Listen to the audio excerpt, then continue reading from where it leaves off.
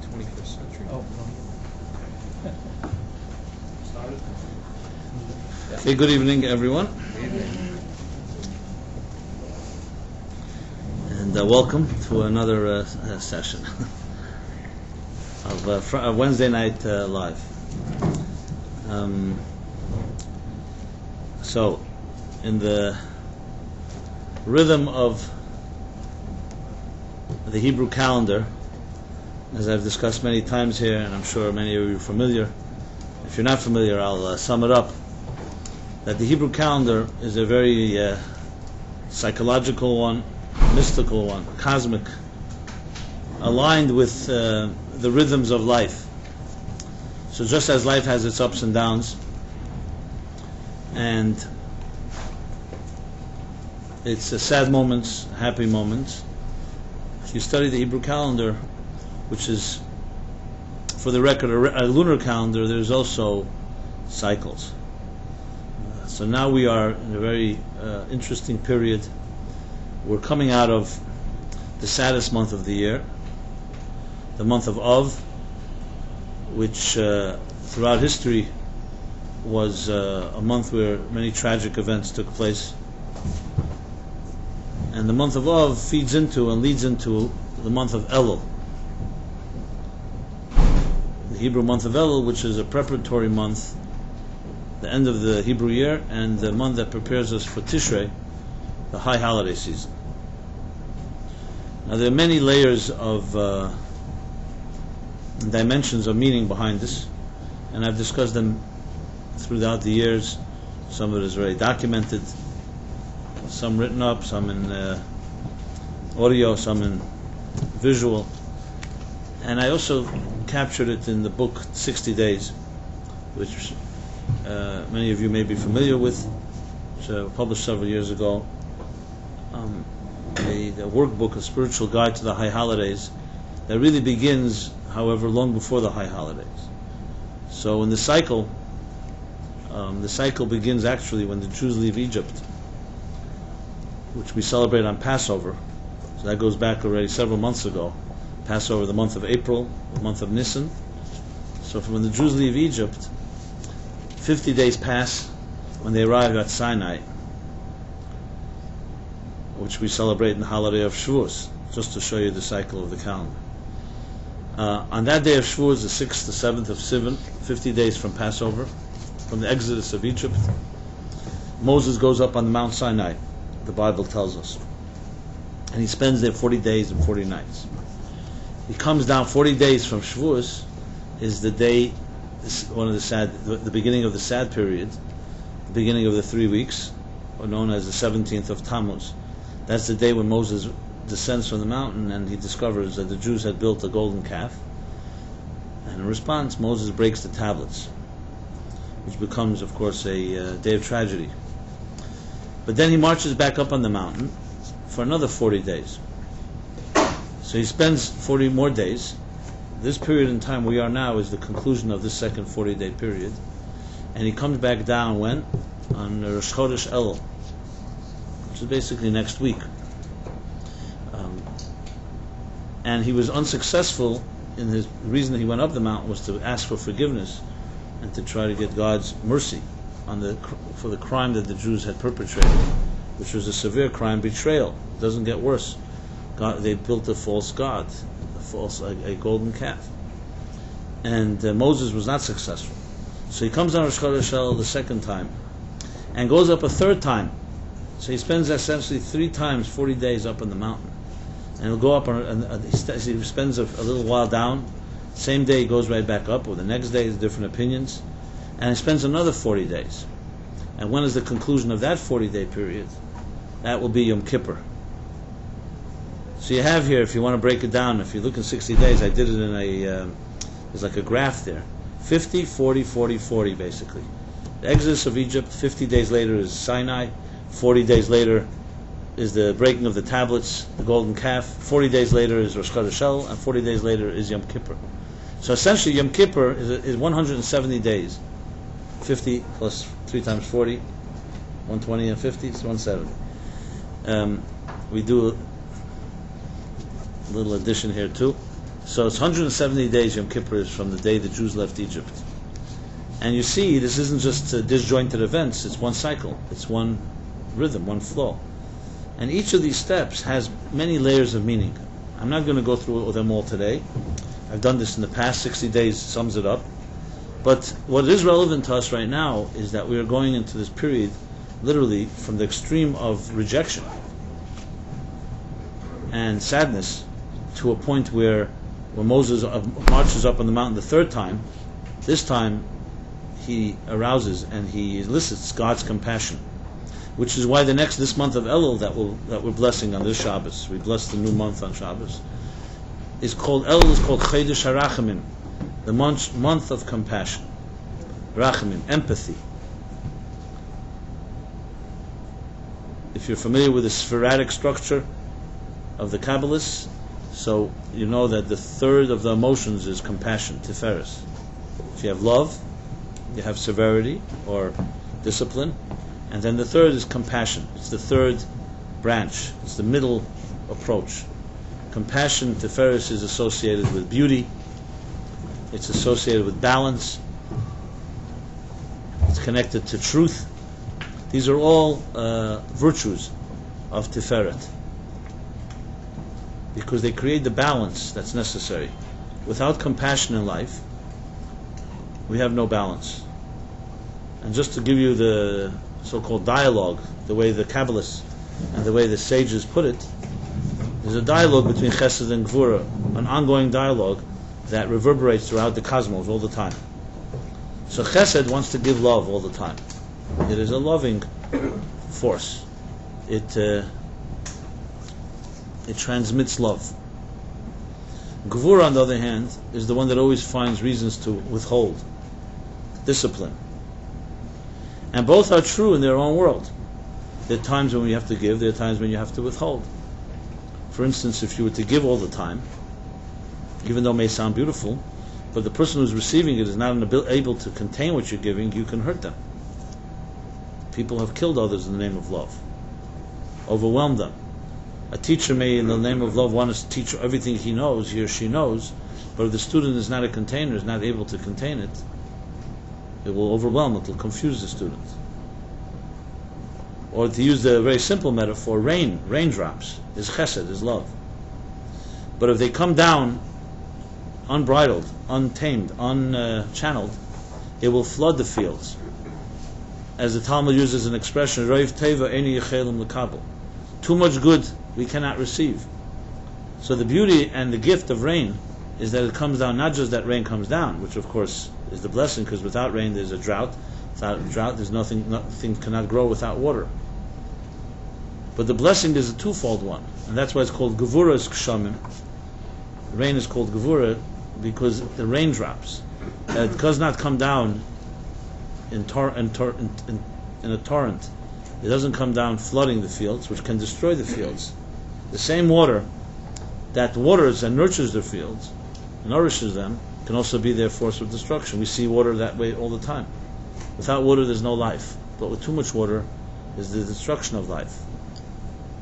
So measuring it and turning it into raindrops, if you just think of a raindrop, you have a lesson in life how to give love.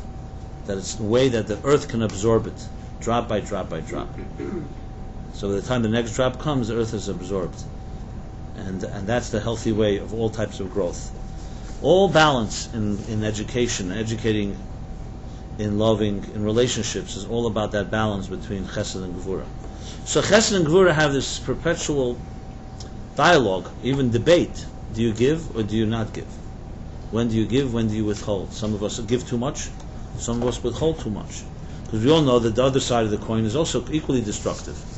Discipline without love, just discipline. Look in homes that there was too much discipline and there was no love. It creates anger, creates resentment, negativity, insecurity. So Tiferes comes, and that's the third voice, the mediator, that listens to the voice of Chesed and listens to the voice of Gvura and finds the blend, the harmony, and thus the beauty of Tiferes. And that's compassion. Compassion, for instance, will say, Chesed will say, I want to give love to everyone. Gvura will say, how could you give love to everyone? There's some people who don't deserve it. And Tiferes will come and say, you're both right. Everyone deserves a certain measure of love. Some people who have criminals, for example, if you give them love or you try to spoil them, it will hurt. It'll actually be destructive. But compassion is, in all instances, we have compassion. Even when a person may not deserve love, but compassion you can have for them. Now, compassion is different than love, because compassion can mean they can still be in prison because they're hurting others, but doesn't mean you don't have compassion for them. This is the difference, for instance, let's say someone hurts you. What happens? What usually happens is we become resentful, become angry. Gvura, a lot of gvura. But then you carry a lot of negative energy inside of you. True mature approach is that you come to learn that even if a person has hurt you, even though you may not love them, and you may not be able to give them love, but you can have compassion for them. Maybe compassion for their shortcomings. This doesn't mean you have to necessarily forgive. It doesn't even mean you have to have a relationship with them.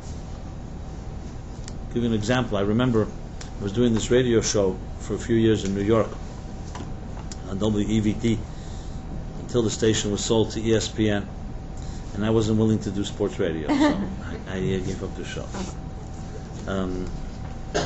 Even though I did have my battles with the Super Bowl was once on a Sunday. My show was 6 to 7 on Sunday. So the NFL called me to make sure I don't do the show, so it shouldn't cut into their ratings. That's a joke.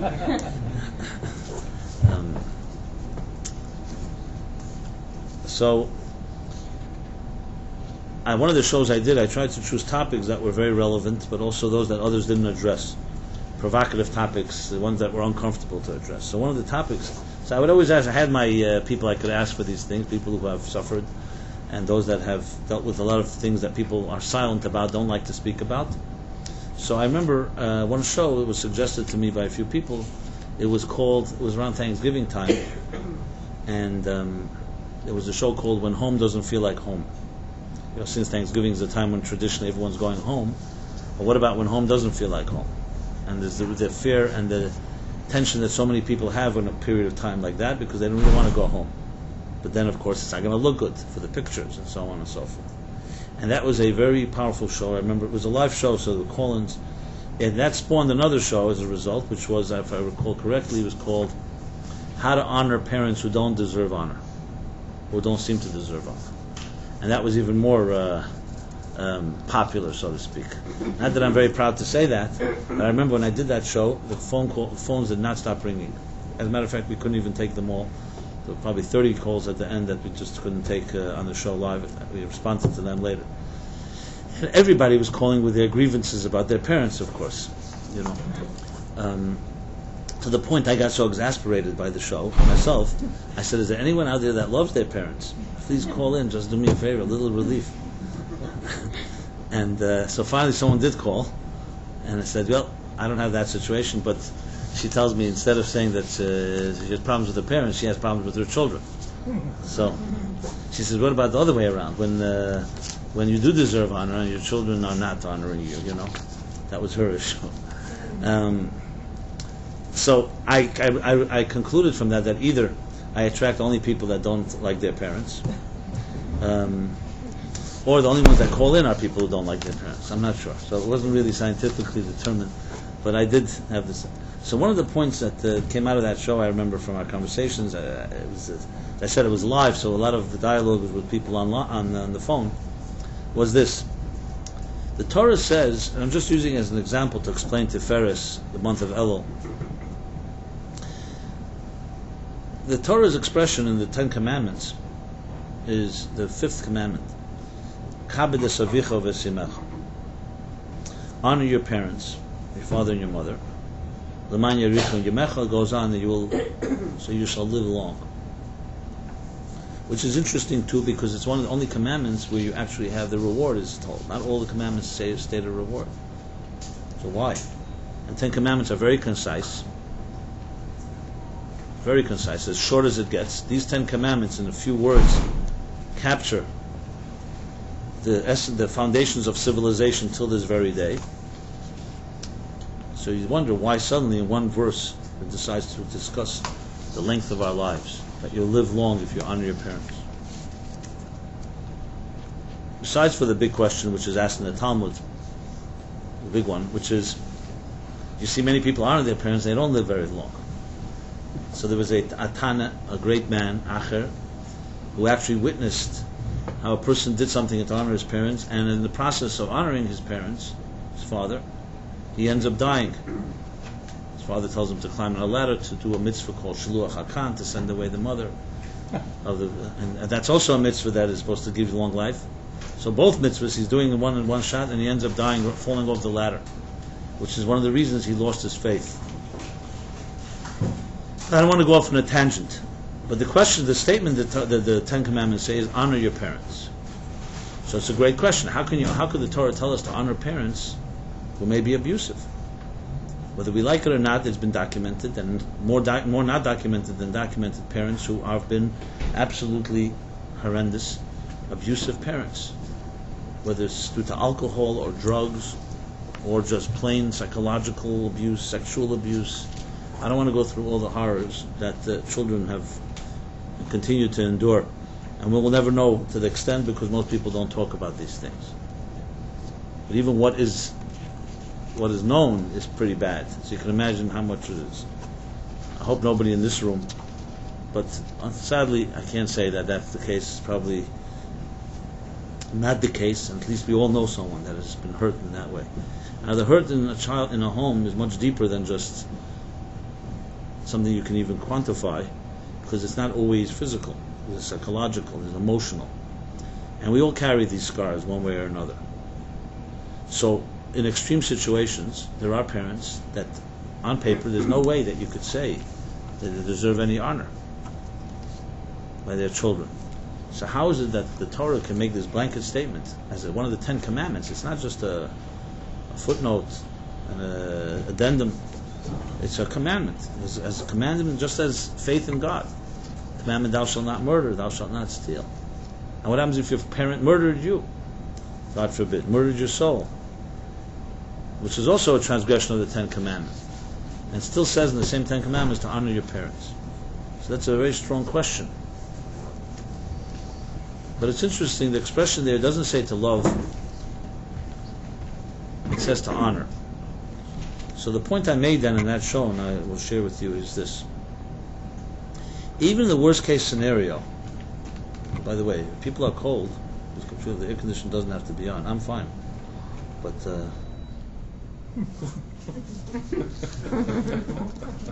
see, magic.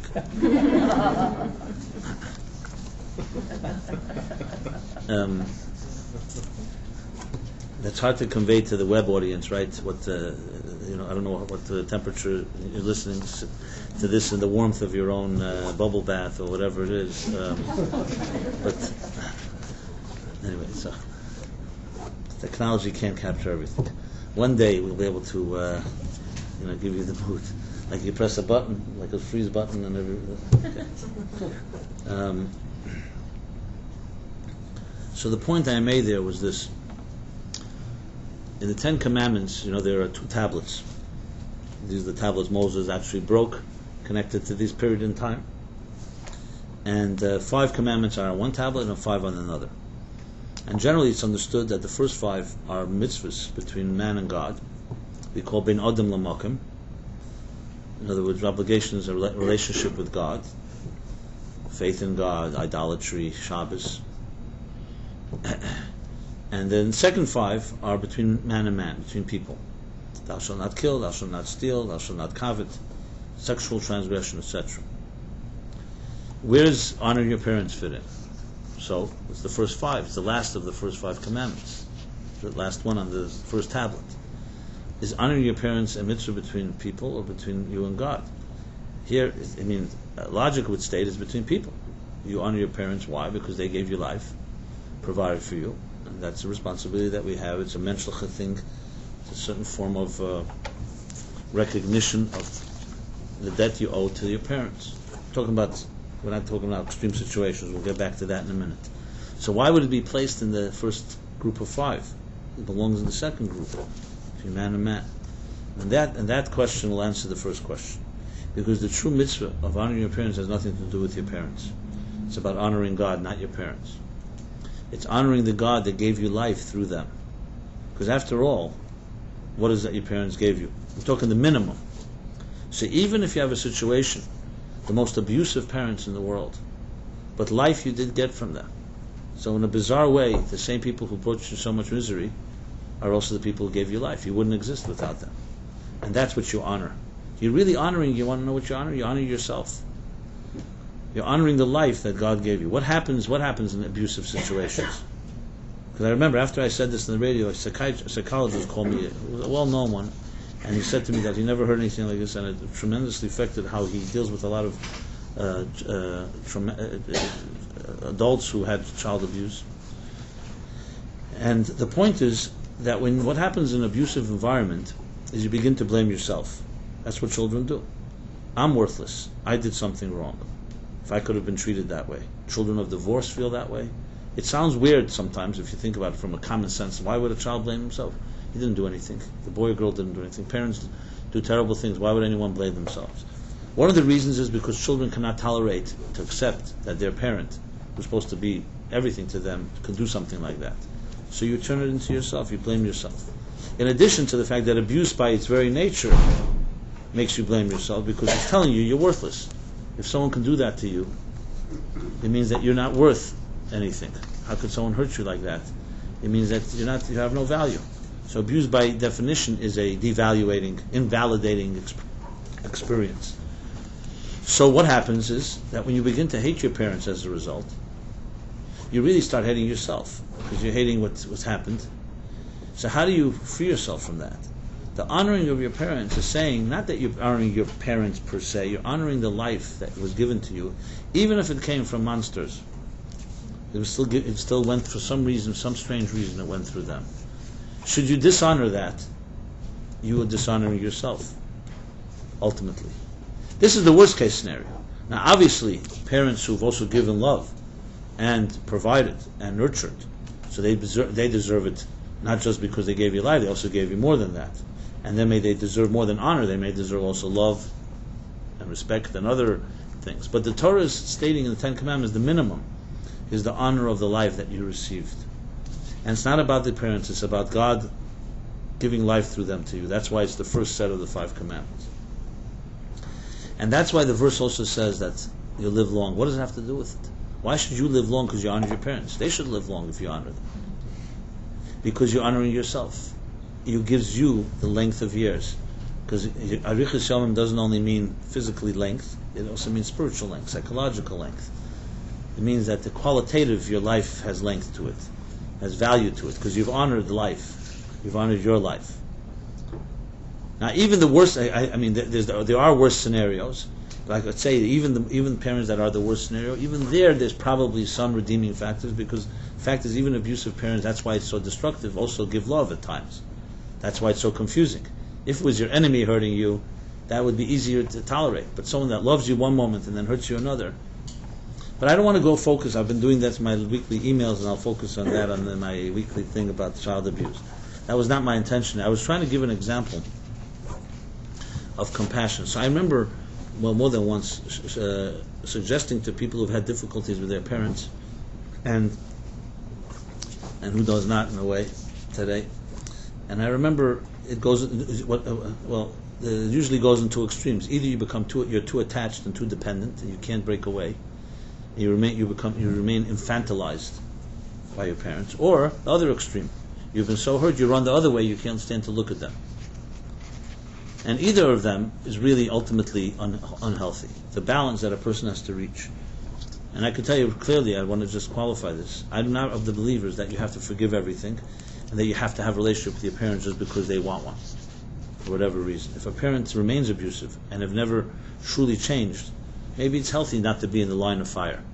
Doesn't mean you have to bend over backwards. That's not what honor necessarily means. You could honor your parents from a distance too.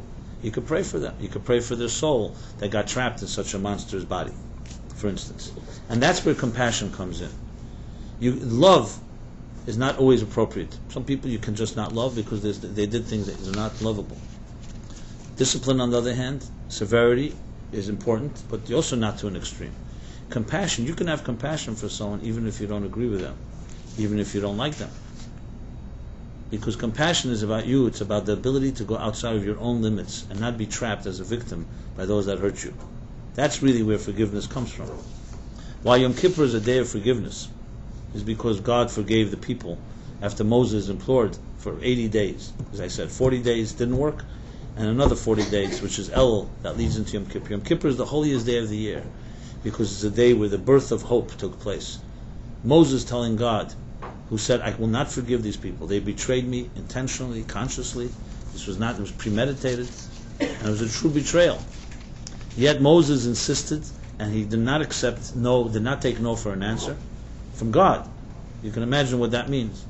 And finally, God says, as we open up Yom Kippur services, Salachti kidvarecha, I have forgiven them as you've asked me. Moses prevails over God. How did Moses know that God would give in? And he wouldn't leave. As I said, 40 days he didn't. He was on the mountain and he got no, and he would not stop. He came back another 40 days. What would happen if God kept saying no? Because Moses knew in the depths of his heart, when there's love, there's always hope. And even though there was a betrayal, he knew there was a deeper connection, and he needed to dig. And his digging was his persistence, and he did prevail. Which is a lesson to us that Moses could have said, listen, the people did make a grave mistake. God is right. But he went deeper, he went beyond himself. He didn't rely on common sense. Didn't even accept God's initial rejection. He continued. This is where compassion comes from.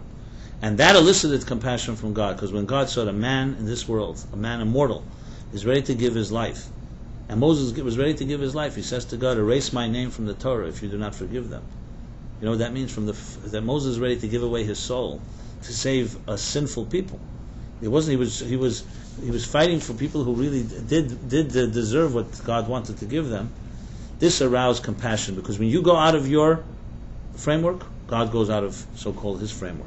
Because God was basically telling Moses, listen, life is cause and effect. This isn't about what I want. I created a universe. There's cause and effect. You put your hand in fire, it gets burned. The people betrayed their own destiny, they are burned. I can't do anything about it.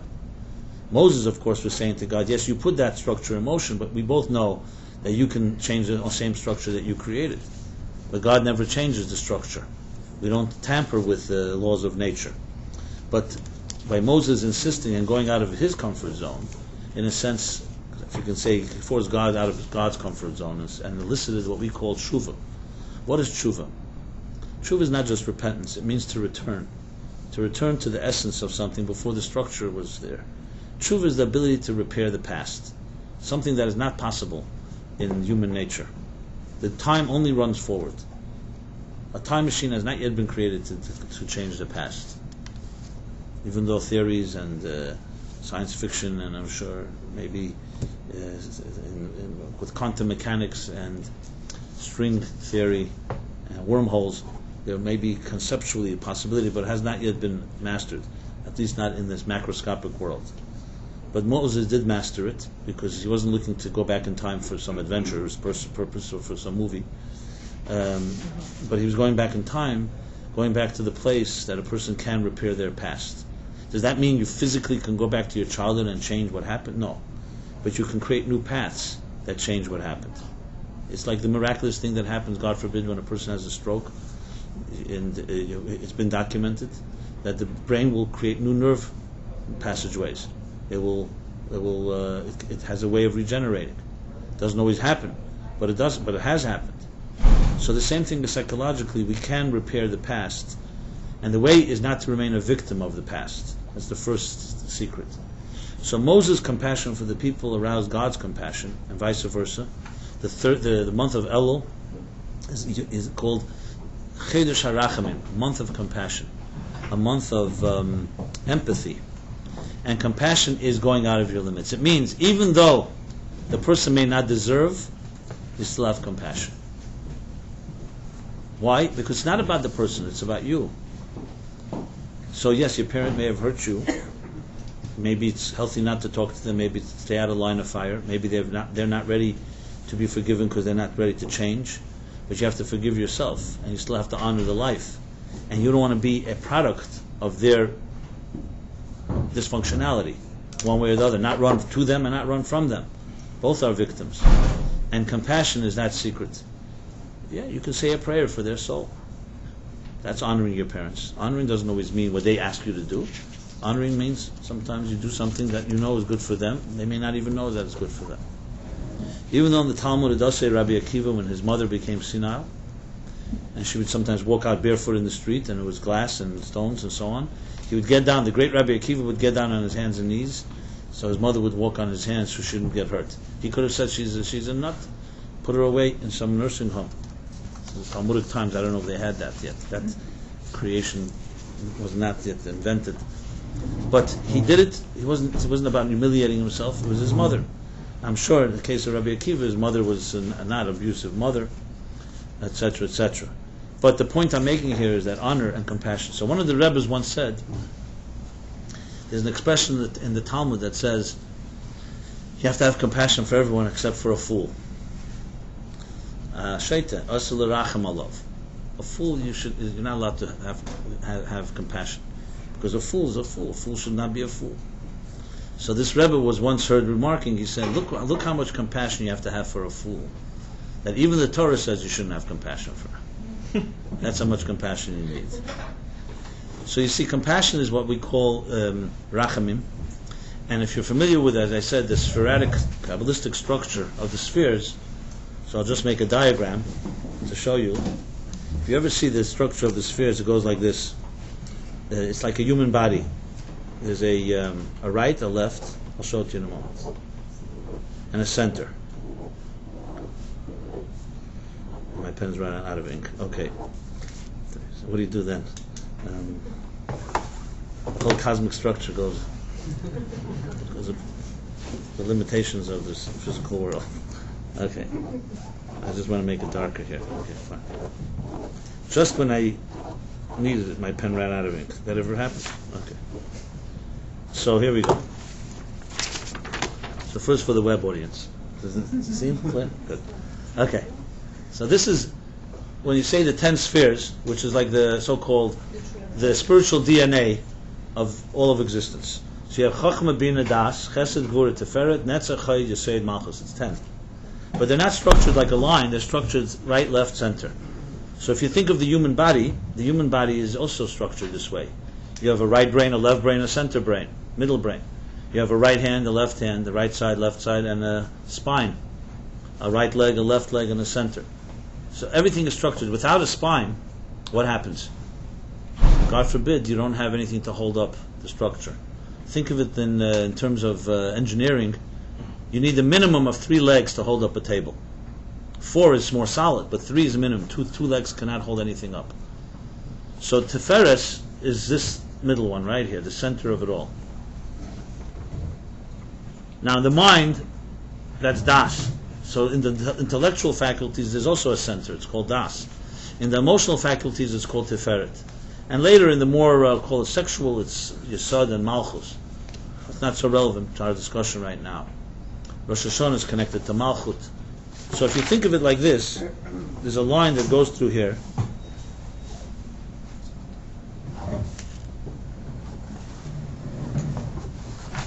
So if you read about is everyone following this, or is this okay? If you read in the Bible, it talks about the structure of the temple. Okay, the temple, the way the Bible puts it, the Torah puts it, build for me a sanctuary, and I will rest among you.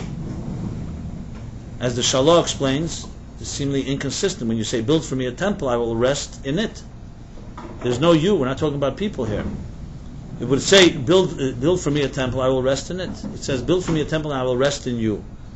So the sages explain, because the purpose of the temple is not for the divine to rest in bricks and mortar, or in the portable mishkan and the materials that it was made of, but it's meant to rest in the hearts and souls of human beings.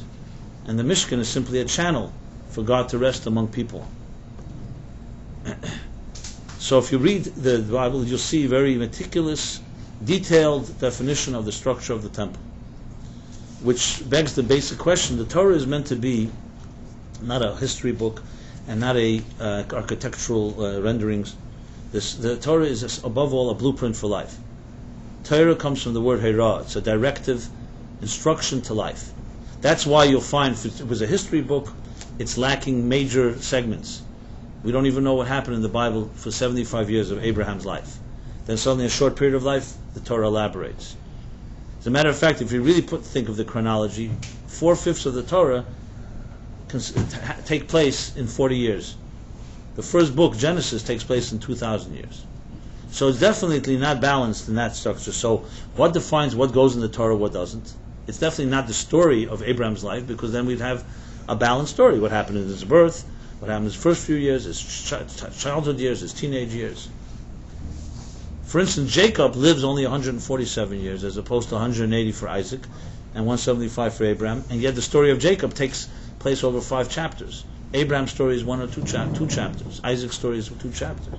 So it's clearly disproportionate if you think of it as a book of history. So what defines what story goes in the Torah, what not? Why this event happened? So the answer is because the Torah is not about stories, it's about life. The Torah is considered the blueprint of the architect. The cosmic architect being God, the Torah is considered Pisrois or Pinkasois, like an architect makes a blueprint. Which is why it says in the Torah right in the beginning, you say, Vayemer Elokim yehi or, vayehi or. God said there shall be light, and there was light. What is the redundancy here? The Torah is so concise everywhere. Why suddenly here this God said there, could have said God created light, period. Very simple sentence. So the Zohar explains, because God read his own blueprint. Vayemer Elokim, God was reading the blueprint. The blueprint said, let there be light. And once he sees in the blueprint, based on the blueprint, now light was created. So it's following a blueprint. Yistakel baraisa or bara alma. God looked into the Torah and created the universe. And the Zohar continues, so too do we look in the Torah and we recreate our universe, our life. So if you really want a true reading of the Torah, it should be seen as a blueprint for life. A psychological, emotional, spiritual blueprint.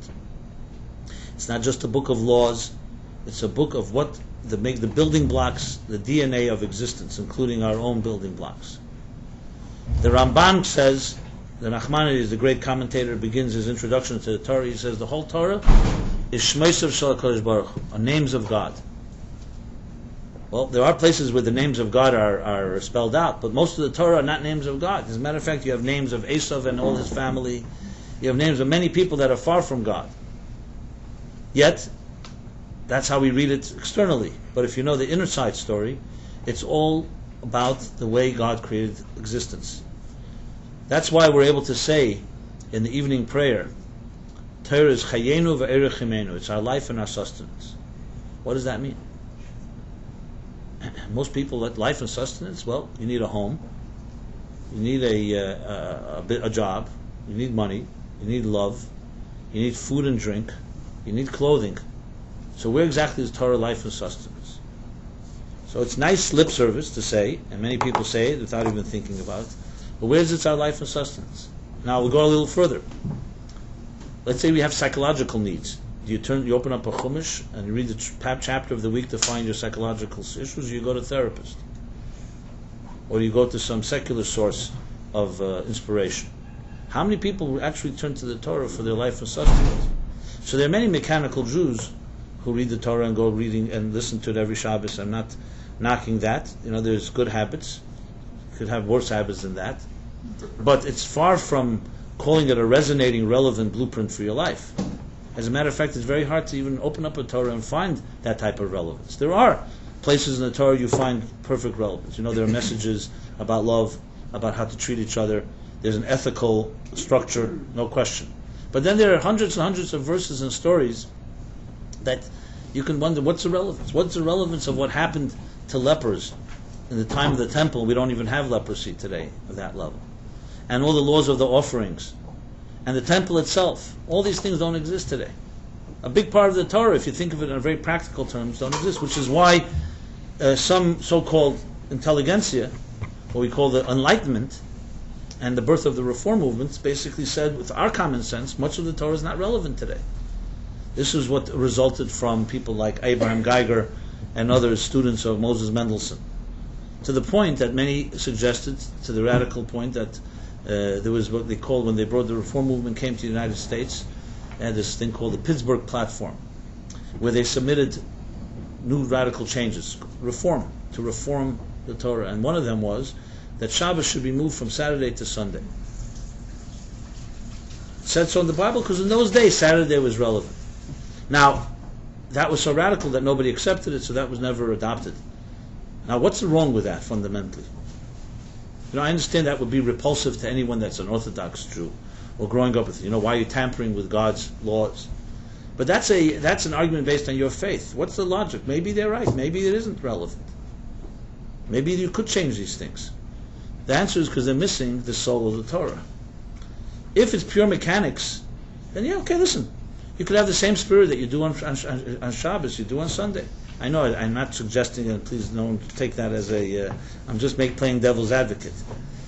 So listen, yes, it'll take a few generations to get used to eating shont on Sunday instead of Shabbos, even though some people do it anyway nowadays, and a few other social and cultural adjustments. But what's fundamentally wrong with Sunday? Sunday is also a day that God created.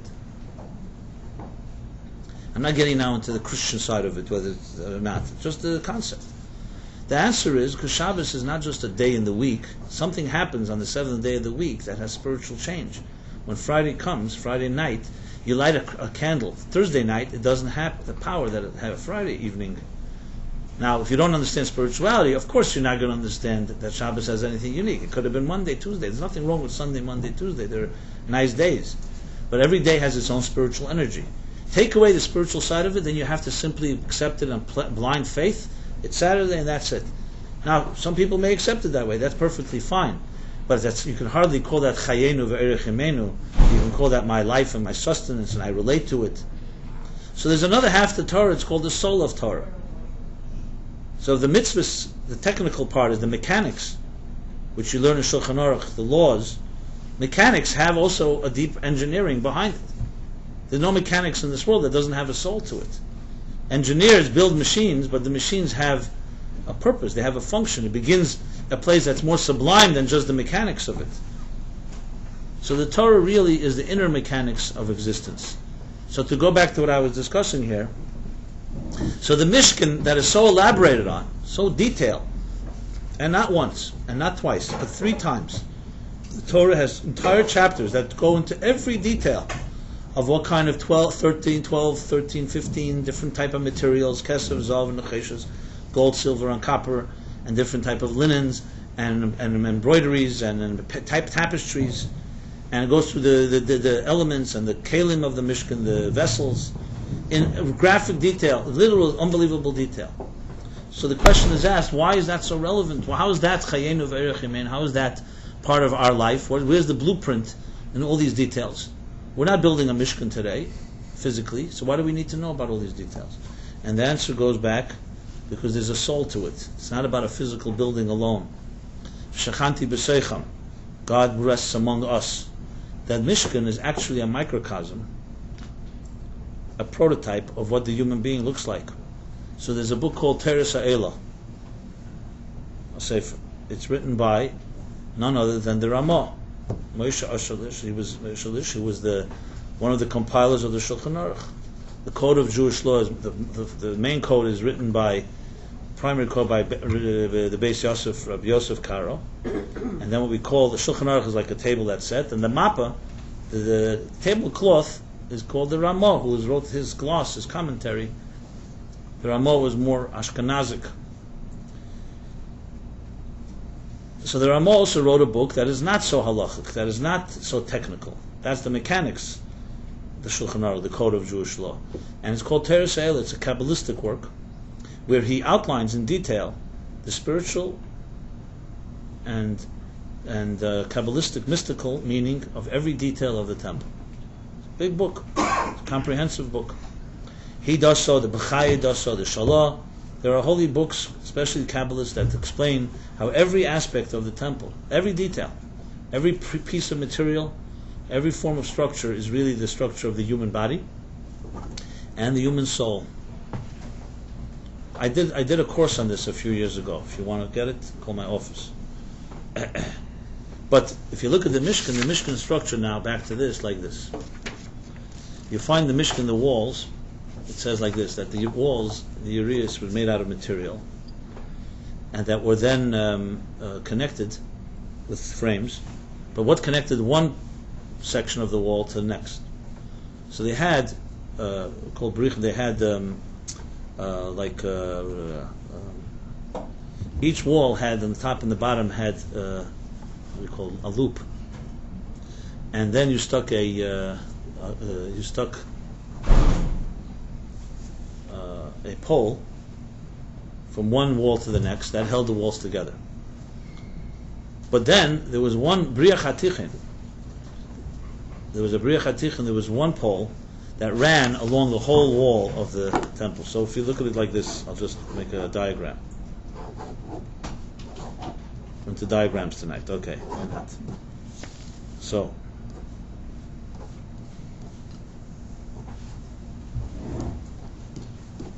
you see, these are, think of them as separate walls, like connecting walls.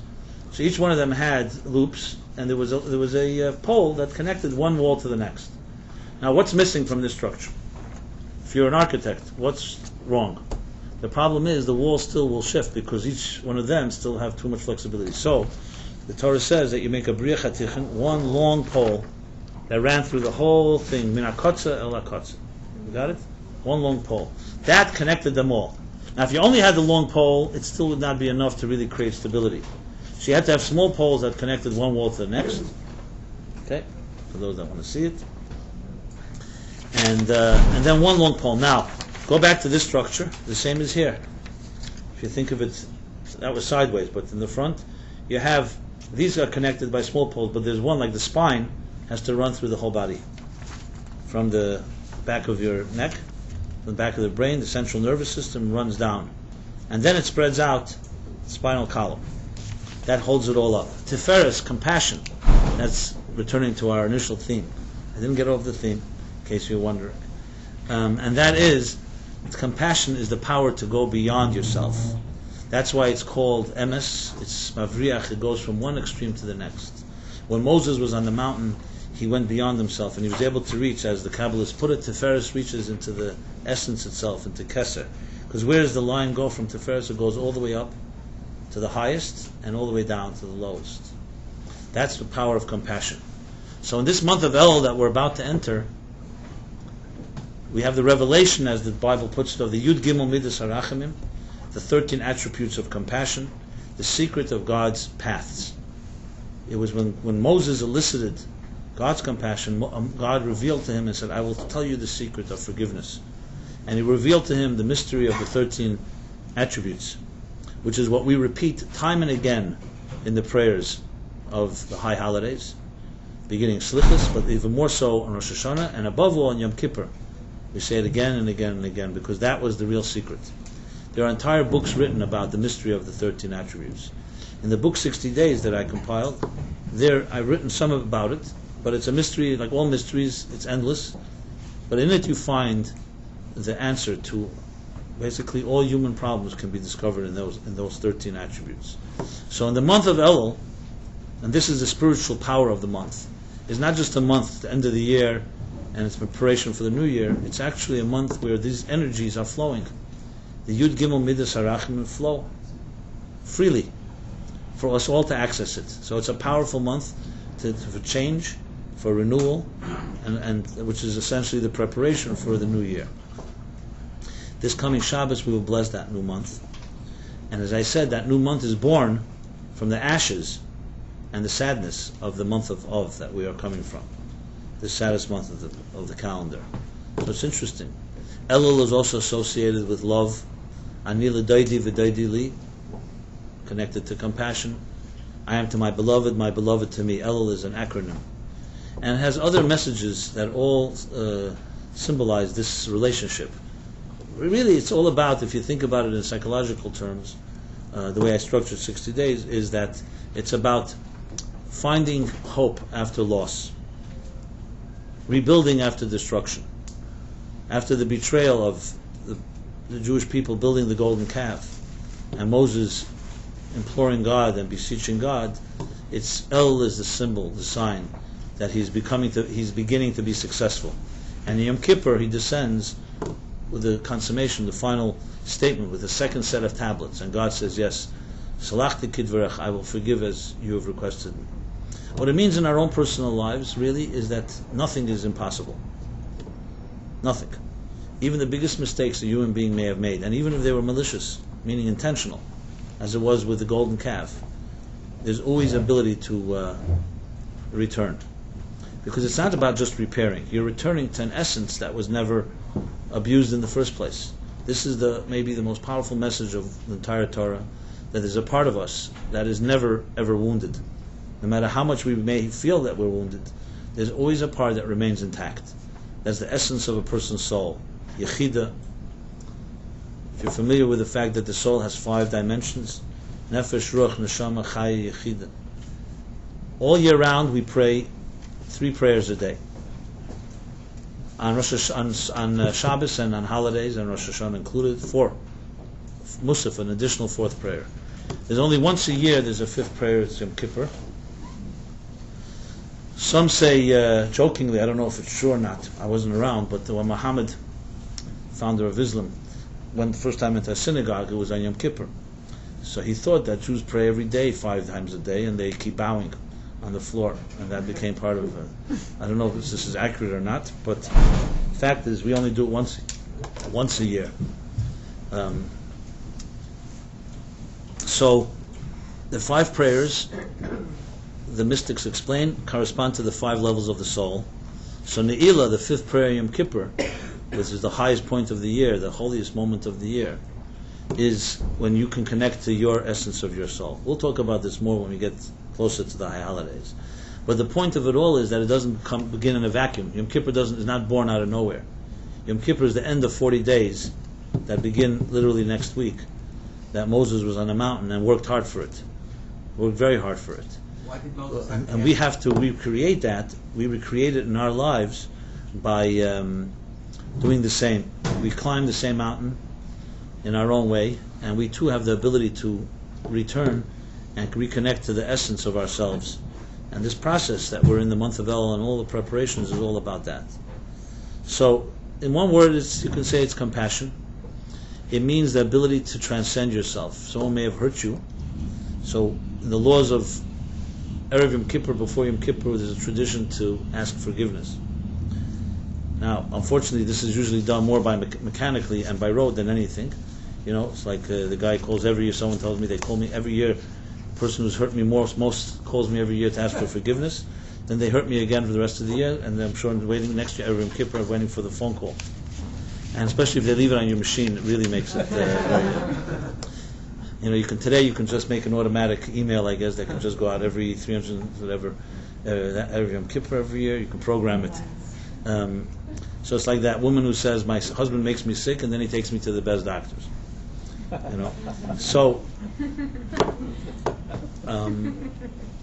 but the true meaning of forgiveness is really the word mechila in Hebrew means forgive. But mechila also has another root. It comes from the word mochel. Mochel means a circle, sometimes used in the context of a dance.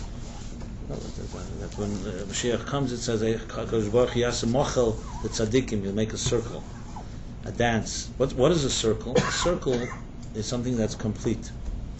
When someone has hurt you and you have not forgiven them, your circle is not complete. It's not just about them. Forgiveness is more about us than about the person who you're forgiving, because you're carrying it.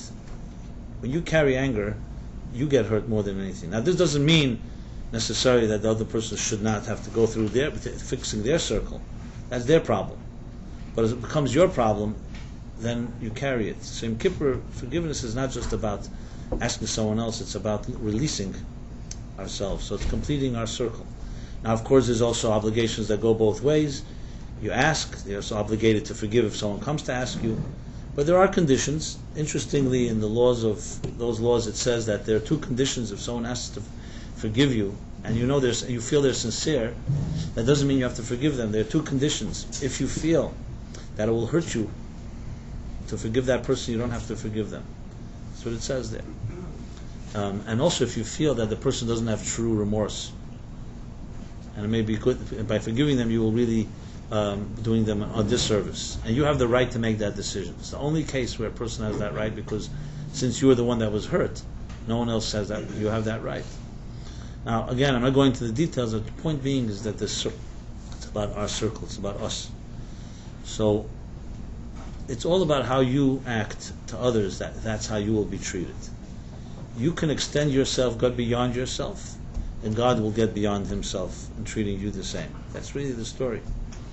I remember here in this class, at the end of the class once, so there was a guy came into the room, and one of these stories, his little baby girl is locked in a car somewhere, and he doesn't have car fare back home. Okay, I didn't smirk or anything, but I was just quietly listening to what was happening. And though you always, everyone is a cheskes kashrus, you always give everybody the benefit of the doubt, but it didn't sound really very convincing. Especially, so why is your girl in the car? What's going? It was like very strange. But I remember there was something sitting right near me. It was how much money you need? $38 to get back to some place in, I don't know, Pennsylvania or something like that. So a guy takes out $10 or $15 and gives it to him. So when so afterwards I asked him, we both know this guy was a con artist. Let's not kid ourselves. And I, God forbid, I wasn't suggesting, if a person wants to give charity, you can give whoever you like. You can give a thief as well. That's not a problem. So he said to me, listen, I'm also a con artist, he tells me, and I don't want God to judge me. So, I decided to not judge him either. So it was an interesting way of looking at things. And he says, that God will overlook my so-called hypocrisies. And not saying this is necessarily a rule. It doesn't mean that you have to find con artists to give charity to. I'm sure there are many people who really need it. But the point it was interesting to me how he looked at it. So it's a relationship. It goes, means how you measure things, that's how you will be measured. Most of us don't like that message. How often is it that you find something that someone does annoying, and if you really look in the mirror, you do much worse. As a matter of fact, some of the things that annoy us most are the things that we ourselves are guilty of. But when you see it on another, it's always more magnified. I see too many people smiling, so I know that this is true. I knew before as well. Remember, I'm also among the human race, so we're all in the same boat.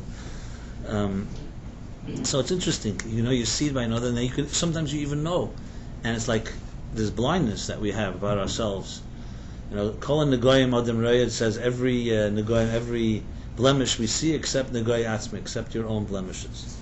Because besides, without a mirror, you can't really see your own blemishes. But psychologically, that's also the case. So this is just, if you want a meditation of how to approach this new year, I think it begins with simply this. It's about how you treat other people. When you will learn to transcend your own habits and not do things the way you did them last time, you will see that you will get directly rewarded exactly the same thing. If you do what you did last time, you will get what you got last time. I know it sounds like very simple, but it's not so simple when it comes to psychological blocks. It's like the line I often use, when you think what you thought, and you say what you said, and you do what you did, what are you going to have? What you had. But nevertheless, people consistently, this crazy human race, all of us, we expect changes and we don't do anything about it. You think the same thoughts, same negative thoughts. You're talking the same way, you're doing the same thing, so what exactly is going to be the catalyst for some change? How is that exactly supposed to happen? So it's like some miracle.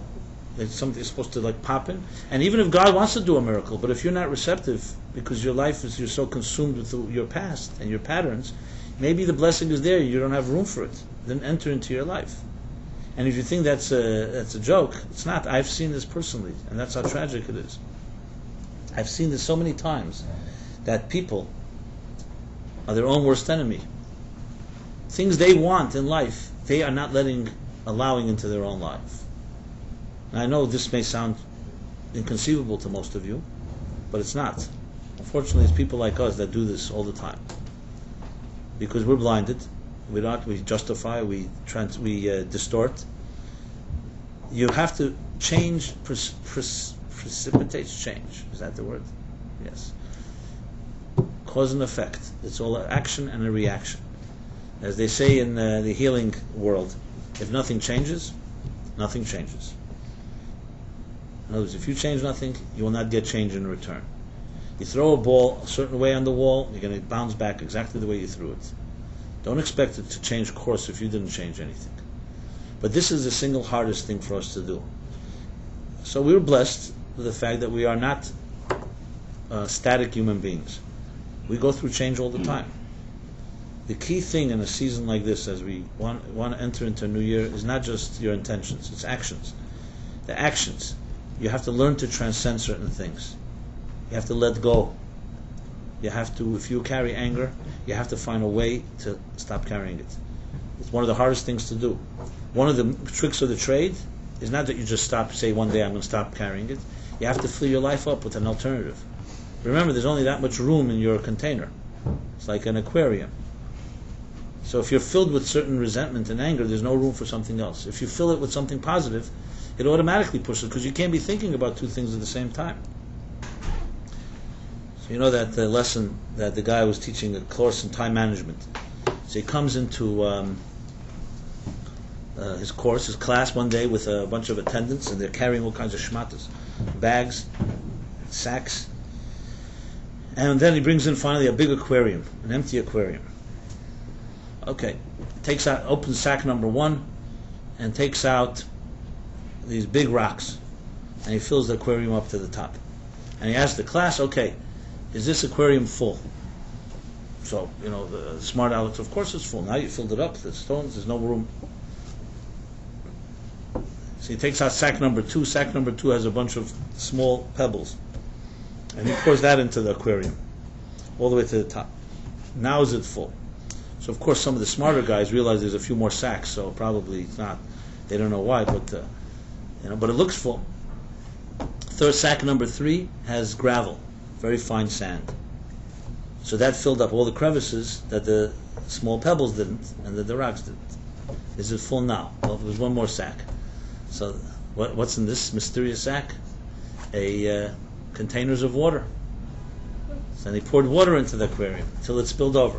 So of course water goes into places that even the sand wouldn't go. So now it's pouring over, and there are no more sacks left.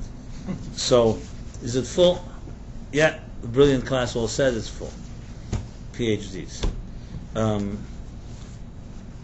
So what do we learn from this? So being that this was a course in time management, everyone said very simple, that even when you think your day is full, there's always room to add more. Right? So even when you thought the aquarium was full with rocks and stones and so on, you could always add more. He said, no, the lesson you learn from this is that if you don't put the big rocks in first, you'll never get them in later. And the rocks are the foundations, the priorities. Sadly, one of the things that consumes our lives are not priorities, they're details. It's like the means, not the end. And just like a business needs a vision statement, a mission statement, we too need one. And if you don't have one, what will consume your life are the details. There's no way around that. Now once you're consumed by the details, they take control of your life. So if you really want to know where the goal should be, you have to get on course. What is your bigger picture? And that's what helps you start releasing some things, because you hold on to things that you think are very important, and they become major forces in your life. And they can be forces of anger and resentment, even positive things, but it's the details. So if Elul is a month of anything, we took a month of Cheshbon, Chedesh HaCheshbon. It's a month of introspection. So many people think introspection, okay, I have to look at how many sins I did. You start counting the sins. So first of all, most of us don't even know what all sins that we've done. Most of them don't even know that some things we've done may have been sins. Sins aren't only whether you kept Shabbos perfectly or not. What about sins between human beings? Kindness things. Have you hurt anybody? So above all, the month is about putting that focus and seeing the essence, the real meaning behind it all. And this is the connection to the chapter that we read, usually when we bless the month of Elul. Reeh. It's one word, it means to see, to behold. So if you ask the question, to see, we all have, thank God we're blessed with eyes. So if someone says, can you see? Most of us will say, yeah, I can see. What do you see? Well, if you look around right now, you see a bunch of people in the room, and you see walls and a table, and I'm sure there's other things you can see. Some who have more perception may also see the mood and feel the vibes. You can see body language. But how far do we really see with our eyes? And it's a vital question, because this isn't just about physical sight, it's also how much do we really perceive.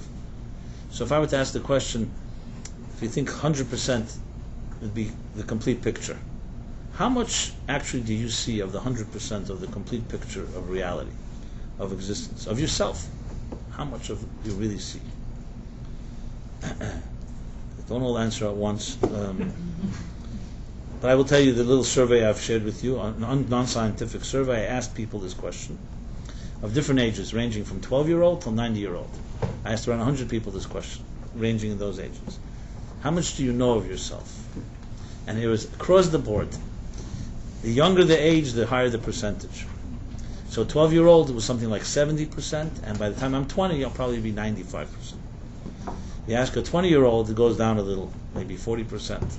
You ask a 90-year-old, I've asked one 90-year-old, said to me, I don't even know if it's 1% at this point. Now you think at 90, you know a lot more than at 20 or 10. Yeah, but you also know a lot more about what you don't know. And it's an interesting statistic. So what do we know from this? We learn from this is that we see very little, to be very honest. The most honest people will tell you, I have no idea what I really see. How could you know? Because if you really knew the whole picture, then you could say, but if you don't know the whole picture, how do you know how much percentage you have so-called mastered? Maybe it's not even 1%. So that's really, it should be the most honest question of all. Answer of all. And that is probably the truth. So what does that really tell us? Now you can think, okay, if that's the case, it really makes me, I thought I was stupid. This is really like, it's not, it makes you smart actually. Because honesty is always connected to intelligence. To delude yourself, like I don't know if this is a myth. Ostrich sticks its head in the ground and doesn't think anyone sees it. Is this true, by the way, or is this one of these myths? One of these, what do they call them? Old wives' tale. Yeah, there's another old wives' tale. Urban legends, right? That's the word. Urban legends. Okay, you can Google it. We'll find out. Doesn't really matter, but the human beings definitely do so. And it's really not about whether it's stupid or how little does it. This shouldn't make us feel smaller if we know less about reality, because if reality is as big as it possibly is, to be aware that it's beyond and unfathomable to us is actually quite an intelligent statement, and it's the beginning of all journeys, is to know how much you don't know, and that makes you more intelligent, not less intelligent. It makes you also humbler, more sincere, more, as I said, more honest. So knowing that is a critical element in all growth, and a personal growth as well. Having that type of almost sense of humility and awe, that there's much more to be seen. So the Torah says, Reeh,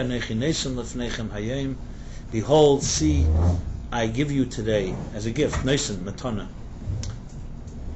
as a bracha, as the opposite. I give you the blessing and the opposite of a blessing. So the question is asked, what exactly is this gift? You give me a blessing, I know it was a great gift to see the blessing, but why is it a great gift to see the curse? Klolo. And the answer given is very simple but profound, and that is, the greatest gift of life is clarity. Clarity doesn't always mean to know what path to go on, it also means to know what path not to go on. So if someone says to you, listen, you're a traveler like I was, or like I am, I already went down this path, don't waste your time. That could be a greater gift than if they told you what path to go on, because you don't waste your time, get hurt, and so on. It doesn't mean we usually listen, but to know that is a gift. So the Torah is saying the clarity, to see what the pitfalls are just as powerful as what to see where the assets are. So in other words, to see your weaknesses is just as important as in seeing your strengths. And it all is about beholding, perceiving, sight, to see. What do we really see? So Blake put it, called it Beyond the Doors of Perception. And there was a musical group that went by that name. And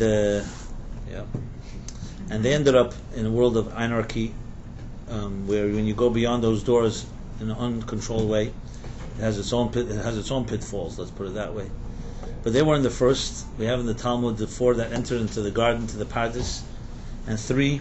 One went insane, and one died, and one became an apostate, and only Rabbi Akiva nichnas b'shalom v'yotze b'shalom. So the idea of spiritual ecstasy and reaching spiritual heights, seeing behind the curtain, as they put it, it has its greatness, but it also has its challenges. You have to be ready for it. In the Yom Kippur service, we actually say a service when we talk about the Asari Harugei Malchus, the 10 martyrs. A very sad moment when the 10 greatest leaders of their time were put to death barbarically by the Roman emperor, who decided to punish them for the sin of the 10 brothers tribe selling Joseph to slavery. So there's an expression there that they go up to heaven. They send up Rabbi Shmuel, the Kohen Gadol, to go up to heaven to find out if this decree is a divine decree that they have to die. And the expression used there is that he goes up in his own way. He has a spiritual experience, and he meets the man the way the prayer says it. The man dressed in white, and the man dressed in white tells him, "I've heard I heard from behind the curtain that yes, this decree has been passed. So kabla aleichem, so accept it, my brothers, my loved ones." It's one of the saddest prayers, and what is so sad about it, it's not just that the Roman Empire, that this man in white says to him, "Yes, I heard it from behind the curtain." So behind the curtain has its many meanings. On one hand, yes, we'd all like to see behind the curtain of the veil of superficiality that we are all seduced by, but you have to know how to go there as well. If you don't go in the right way, it's not that simple. So in a way, it's something to be embraced, the mystery of existence. You want some things to remain mysterious, the mystique of it. As soon as you lose its mystique, it loses its power. Take, for instance, love, sexuality, as I discussed here a few weeks ago. Was it last week? A few weeks ago. From a Torah point of view, this is the most sacred experience. It's about connecting to God in its purest form. Yet, of course, like all great things, pure things can also fall to the worst destructive forms. But its mystique is because it comes from a place that's beyond us. And as soon as you try to own it or control it, it loses its power, its holiness. The Kohen Gadol, the high priest, only goes into the Holy of Holies once a year on Yom Kippur. So you could say, 1 second, why can't we go every day and then just move in, so to speak? It's the Holy of Holies. What better place? Because you're not in the Holy of Holies. If you're not there, going in there is desecration. Just like our own inner intimate self is not someone you let everybody in every day. It's a sacred place. You have to protect it. Not protected because something's wrong with it, protected because the world is not yet a refined place. It's a cruel place. And the innermost things in life have to be protected in this world. That's why Adam and Eve covered themselves after they ate from the tree of knowledge. Children are not conscious of their sexuality, of their nudity. Why? Because they're pure, not because they're stupid or naive. They don't have anything, they have not been contaminated yet by selfish interests, by people's personal egos and so on. So we cover things in this world not because they're ugly, but because they're pure, and we want to have a distinction between what is holy and what is not so holy. Until the day comes, as the prophet says, God says God will reveal himself in his full glory and no longer have to veil himself in shrouds. So when we talk about ourselves, the same is true. You have a pure soul within yourself. A pure soul within that is covered up by veils, which really are protection. Because if this was a pure world, so then pure souls can commune with pure souls. But we should never get deluded to think that the world, its reality, is the one that is the cover. That's why the Kabbalists use the expression klippa. You hear the word klippa. Klippa means a shell. But it's used, you hear, shalosh klippas atmeis, klippas nega, klippa. Klippa is sometimes defined as evil. It's not evil. Klippa is a shell, a husk. So like a nut has a shell, an egg has a shell, an orange has a peel. What is the purpose of the peel of a fruit? The purpose of it is to protect the fruit within. Why do you have to protect it? Because there are the elements, there are bacteria, there are worms, there are predators, whatever. But let's say you forget that there's a fruit inside and there's only a peel. That becomes a distortion. That's how this material universe is seen by the people who are able to Reeh, see what's within. The material universe is a very hard shell that conceals that which is within. We do not see subatomic particles right now moving about in this room. You don't even see molecules, let alone subatomic particles. But it's clearly there. We know that today. And you'll never see it. No one has ever seen a subatomic particle. It's impossible to see. But it's more real than the things we see. As a matter of fact, it shapes what we see. So what do we see? The tip of the iceberg, in the proverbial tip of the iceberg expression.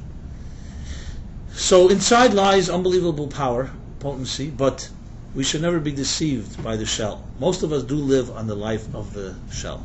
It's like dancing on the pin of a needle, what they call it, or dancing on the potato peel. And we sometimes forget there's a fruit within. Sometimes with ourselves even. How do we look at ourselves? How do you value yourself? Most people value themselves. They'll say value is based on what I look like today, my looks, my youth, my productivity, my performance, my buying power, who I have connections with. All the above that I just said has nothing to do with the fruit. It's all outer. But those are the things that consume people's lives, because that's what we think is power, control. The fruit inside is connected to things that love. What kind of love you have in your life? Who loves you? Who you love? Your sensitivity, your compassion, your soul, basically. So the soul is actually trapped in a husk, in a klippa, in a body, in a physical body, in a physical universe. And it's our blindness that distorts it all. We only see the outer. We hear about the inner, and from time to time it reminds us. And unfortunately, sometimes when we're in pain, and what happens when you're in pain? You know what pain is? Pain creates a crack in the husk. It creates a crack in the peel, and suddenly it's painful because your reality that you thought was so powerful has suddenly been shattered, or suddenly been compromised. But it does have shattered what's within. That's why you'll find so many people through pain come to find spiritual experiences. Why? Because suddenly, when the shell is shattered, something else emerges. We shouldn't have to wait for that. That's why we have a period in time like now. After the destruction of the temple, which is a form of shattering the stones, we come to the month of El. It's a time of introspection. You don't have to wait for things to be broken. That you allow yourself to look inside. So when people say, I'm looking for love, I'm looking for a relationship, I'm looking for some peace, I'm looking for anything, some happiness, what you're looking for is the inside of your life. But you have to ask yourself, so what exactly are you doing to access the inside if you live on an outside level? You're living on the peel level and you want to have a fruit? You have to introduce fruits into your life. You have to commit to it. That's why I was saying earlier, it's what you do, which is, your actions will cause reactions. There's no way that you will nourish your soul if you don't give your soul attention. You cannot be focused on the externals of what you think is valuable and expect that your inner life is going to be happy. You can buy time and you can ignore your soul for a while, but it's going to come back to haunt you. And one of the ways it haunts you is a thing called anxiety. Anybody has any anxiety ever? So this anxiety is a wake-up call. It's your soul telling you that it's enough time that you've neglected me. Remember, corpses don't have anxiety. It's only live human beings that have anxiety. So anxiety doesn't come from the body, it comes from the soul. It's a voice of the soul telling you something is not aligned. You're driving your car, you suddenly hear sounds, you know there's a problem. If you suddenly hear sounds from your body, you also know there's a problem. If you suddenly feel some things, you also know there's a problem. So anxiety is a call that says there's something seriously not aligned in our lives. And there's other voices of the soul. Sometimes it could be called misery, loneliness.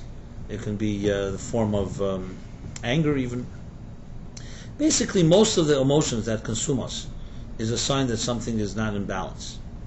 And that's the time to pay attention. So Reeh, what do we see? Well, we see very little on one hand, but we have the ability to see a lot more if we just were not seduced, hypnotized by the outer. But we are. Look at it in the world of design, and everyone says don't judge a book by its cover, but everybody does. When I say cover, not just a book, we judge other people by their cover. We judge stores and things you go shopping and websites by their cover. Everything is by the cover. This is called branding. It's called marketing. It's called advertising. It's called trying to get your emotions stimulated to evoke a certain reaction, which has to ultimately reach into your pocketbook. That's the proof that it's worked. Because anyone's ready to dish out money means that something was more powerful than their money, and we know that has to be powerful. And that's usually emotional seduction. Now, this doesn't mean every product sold to us is bad, but it doesn't mean every product sold to us is good either. But we live on a product level, and we are affected, especially in the age of television and internet. The visuals, the sounds, the senses are overstimulated, and that is the world in which we live. When you're ready to acknowledge that, and you're ready to acknowledge how seduced you are by it, you are ready for some salvation. Maybe that's not a good word. Redemption, let's call it. And that's, I think, the great challenge of life. So here I am. I think as some of the, mystics used to say, Rebbes used to say, that all we are shul clappers. You know what shul clappers? In the olden days, there were no alarm clocks. So somebody would go around early morning and knock on the windows to tell everybody to come pray. So it's like wake-up calls. We all need to have people who are like wake-up calls that shake up the situation from our reverie. You have to shake it up because the outer forces are so powerful that if there's no shake, it's very hard to get in. Now, this is not, hopefully not, we're not talking about a shake that's in any way negative. We're talking about positive shake-up calls. So, even though I don't like this to repeat this, but I remember once a guy came to me and said, I have to give you a compliment. It was a double-edged compliment, I guess. Maybe it wasn't, I don't know. You judge. He said, you make happy people miserable and miserable people happy. So as I said, I don't know whether I liked it exactly. I would have liked half of that sounds good, but the other half is not so great. But I guess he didn't mean miserable. It means like the guy that once came to this class years ago. He's a very interesting guy. I liked him a lot. And he was like he was one of these young jet-setting type. And he came to me after a few months and said to me, I have to, he didn't show up for a few weeks. He was coming every week. And he calls me up and he tells me, I have to tell you that I know you may think that I'm not interested in your classes. Every Wednesday night I remember him. I intentionally not coming. It's actually difficult for me not to come. So I said, why? So he said to me, because you're making my life miserable. Here I was, thought I was on top of the world, very happy. And I come to your class, it makes me think, I can't sleep at night. The girlfriends I have are really far from where it should be. And he gave me the whole rundown. He says, really, I'm too young and energetic and too many hormones for me to hear what you have to say at this point. So maybe 5-10 years from now, once I my Yetzer Hara weakens, as he put it, he learned the word, I'll be back. I was like really smiling. He said, but then he did appear after a few weeks, to his credit. So when he walked in, I said, there's a guy here that I have to say gave me the greatest compliment. He said I made him miserable. He understood. It was an inside joke. That's not really the word I would like to use, miserable. I don't think that's a good word. But let's put it this way. A little angst doesn't hurt. But you should know, just if this consoles you, this angst comes right back to me from you as well. So we're all in the same boat. And maybe it is good when we're living on the surface level of things to have somewhat of a shake-up, but in a loving way, in a peaceful way. And I think it's about recognizing that comfort zones are good for certain moments, but they're not generally good for progress in life. Comfort zones. I remember, I think in Arizona, there's a bunch of towns that they built, special towns like for elderly, towns like called like what are they called?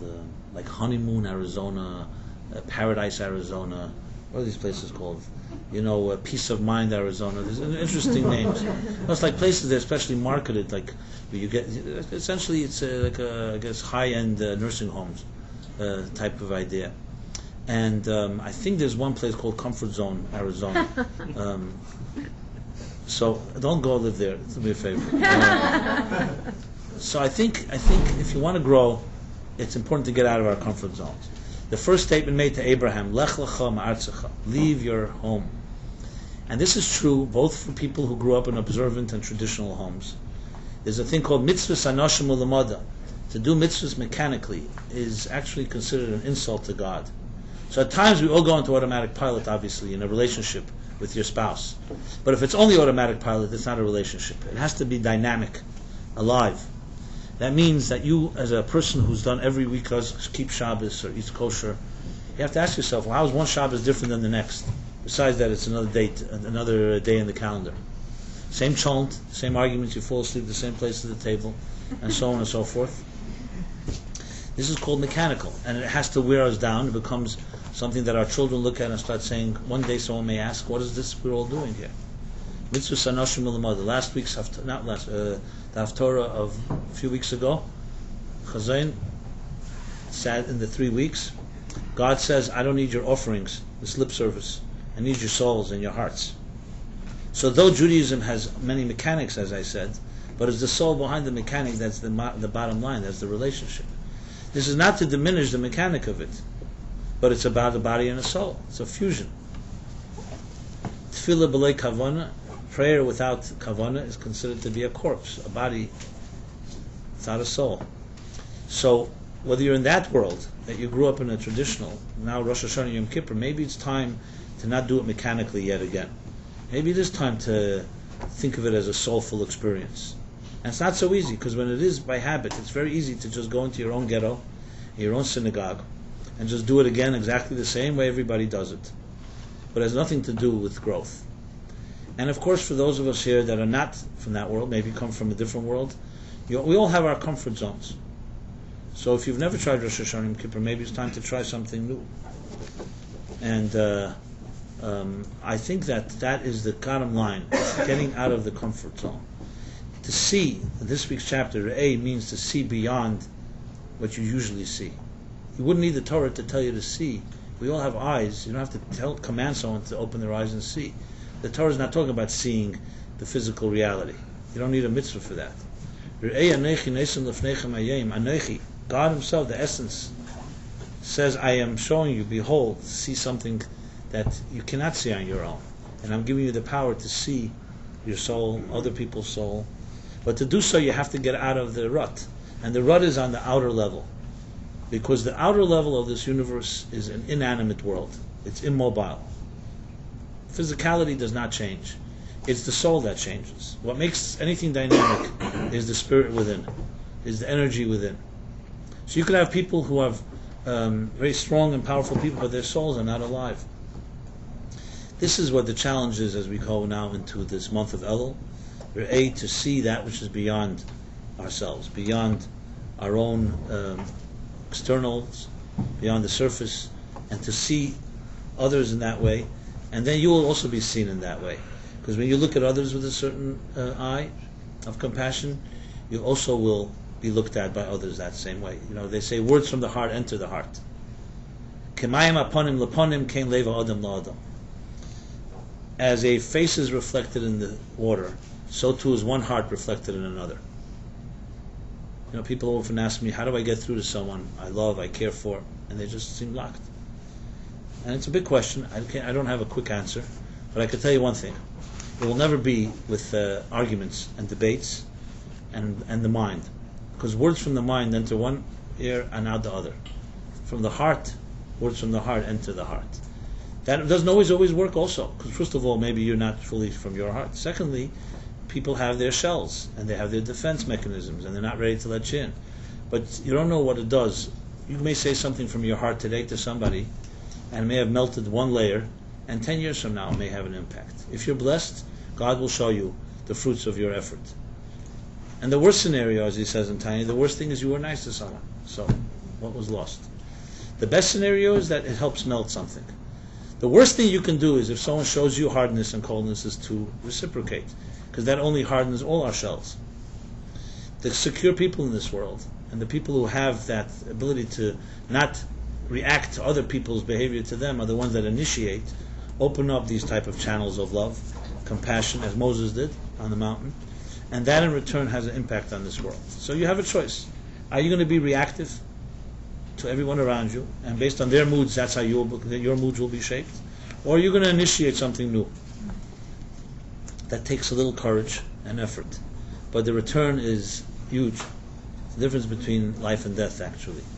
And that's what the power of this season is, the power of renewal after loss, the power to get beyond that surface level and to truly see what's within, to see within ourselves, within others, within existence itself. And if you do that properly through this month of Elul, guarantee that Rosh Hashanah Yom Kippur will be a different type of experience. But it doesn't happen, as I said, mechanically. So I truly encourage everybody, as difficult as this may be to you, is to maybe experience this holiday not in the space and the environment that you're always accustomed to. And I know that's not an easy thing to do because, why would you go to a synagogue that that doesn't speak your language, or you're not the same friends and so on? But that's what Lech Lecha means. Maybe you should go to a place where you can have an influence on people instead of you just being part of the gossip column of your particular synagogue. Where you can be challenged to have to give to others. That's really, I think, the ultimate way to experience things new is when you're out of your comfort zone, you're in an environment where you have to help others. Sometimes maybe people who know less than we do. And they in turn, Talmidei Yesem Mekulam, you in turn get empowered by them. So, as a segue, and you can call it a plug if you like. I'm not unabashedly promoting. I am doing this year. I grew up in a traditional environment, and I'm accustomed to sitting in a place called 770 Eastern Parkway, where I prayed many years. And it's a very comfortable place because I know everybody there, and the prayers and so on. But I can tell you one thing. It's only about comfort zone. There's no challenge because, the challenge is within. You can pray anywhere, any way you like, but it doesn't lend itself because you're with everything you're used to. So I could say this, that I've learned more from giving a class like this than from what I learned in my own environment. True Lech Lecha. And finally I've had the opportunity, and it's for me a gift and an honor, even though it's much, as I said, easier to sit home and sleep in your own bed and just do the same thing you do, is to actually lead a Rosh Hashanah Yom Kippur service, which I'll be doing for the first time this year in New York. I've done it outside of New York. I'll be doing it in downtown Manhattan, in the East Village. And if you want more information, Melville will give it to you. You can go. We actually created a website that has everything you need there, all the FAQs, every detail. It's going to be a unique service. It will be a traditional service, but it will be not boring, I can tell you that. It's going to be focused on truly making it personally relevant and meaningful. And trust me, that's a challenge because the prayers are quite cryptic, and most people go to Rosh Hashanah Yom Kippur don't necessarily. You sit and you read, and you're told, okay, what page? 589, 16, you know how it goes. And trying to really give you the spiritual choreography of the prayer service. So it'll be both traditional, but only anyone who's not accustomed will be, I think, feel very comfortable. And really turn it into a personal experience. That's the bottom line. That you truly can make some real change. If you go to the website we created is it's good. You don't judge a book by its cover, but this cover is a good cover. It's called nynewyorkhighholidays.com. nywhighholidays.com. Don't ask me how we got that name, but we did. My people got it. So you have there all the details, and I really would welcome you personally, and anyone you know, if you feel someone that is, this New York only has 2 or 3 million Jews, and I personally know many that really are Rosh Hashanah Yom Kippur will go to synagogue simply because of obligation, guilt, responsibility, or hope of something happening, and I hope to really be able to deliver something that is more than what usually you get, which is disappointment. Because ask yourself, after last year Rosh Hashanah Yom Kippur, has anyone's life changed? So not that I'm here to market or try to sell change, but I really believe for myself, to me, if Rosh Hashanah Yom Kippur are not days that can be opportunities to really truly improve your personal life in some way, open up a new door, in a real way. I don't mean just as a New Year's resolution that lasts from the service till lunch, but truly open up doors. Then I don't really know why we're doing it. It's something you do. You can do it mechanically. So to me, these are the holiest days of the year because they open up the holiest places in our hearts and souls. So that's my challenge that I am posing upon myself. And once I challenge myself, I have to deliver. And you'll let me know if I do that or not. But we need cooperation here. So, again, I'm doing this. If anybody would want to participate, you're welcome. You can go to that site. Or you could speak to Velvel here. And Philip is not here, is he? but call our office, and I'm happy to welcome you all, or anyone else that you feel may benefit from this type of thing. We're also doing it with meals, so it's the whole works. So in case, and you could choose from the menus. I don't mean menus of food, I mean menus of options. So with that being said, God should bless everyone with, we have the eyes, but the ability to truly open our eyes in a deeper way. Chacham einav bereisha, it says. King Solomon says, the wise person's eyes are in his head. And then he continues and says, and a fool lives in darkness. The next sentence, I should just add as a conclusion, he says, is, but both end up with the same fate. That's the depressing statement.